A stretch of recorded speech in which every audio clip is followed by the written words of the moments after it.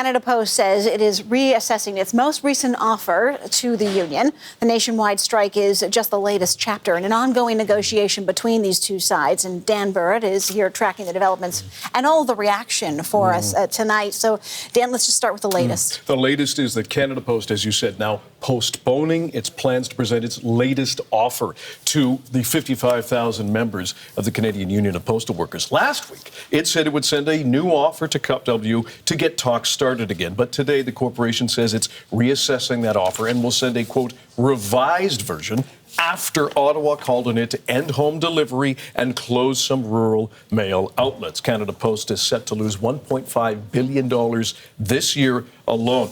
It has argued that the union's offers would add almost $3 billion in costs over a 4-year deal. That would include wage demands, new benefit boosts, new vehicles, added increased time or paid time off work, and what it calls protection pay for time not worked. Canada Post says it's lost more than $5 billion from operations since 2018. Before Canada Post announced it was going to send a revised offer, the union argued it was essentially forced to take job action. Have a listen.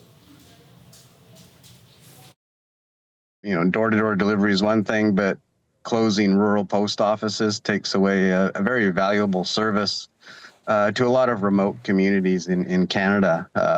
So to allow those post offices to start closing, it is not going to help preserve and build our public post office. We didn't want to go on strike now. The minister forced our hand, so to speak.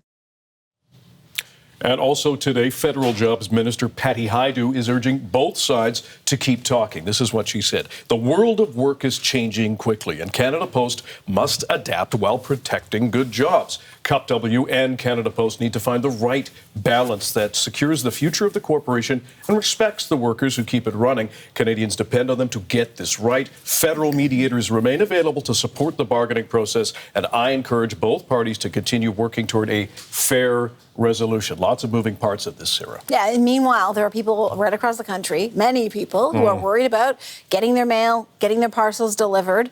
And then, of course, and also involved in this are the small businesses are hoping to be able to send those parcels out. That's right. Businesses of all sorts. And we saw this, you'll remember, during the strike or in and around the holidays at Christmas, where people missed packages, some were stuck in the system, and other businesses which said that they simply couldn't get their packages out, or were forced to use other couriers and other services at increased costs. The mayor of Bonavista, Newfoundland, says several local businesses in his community, making everything from salt to bathwares and coffee, rely on Canada Post to ship across the country and overseas.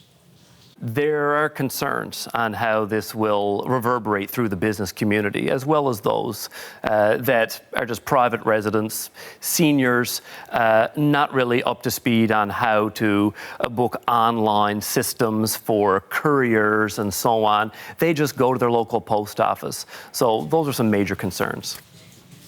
So again, we're waiting for Canada Post to send the union what it calls its revised offer. No timeline on when that might be, Sarah. Okay, thanks, Dan. You're welcome.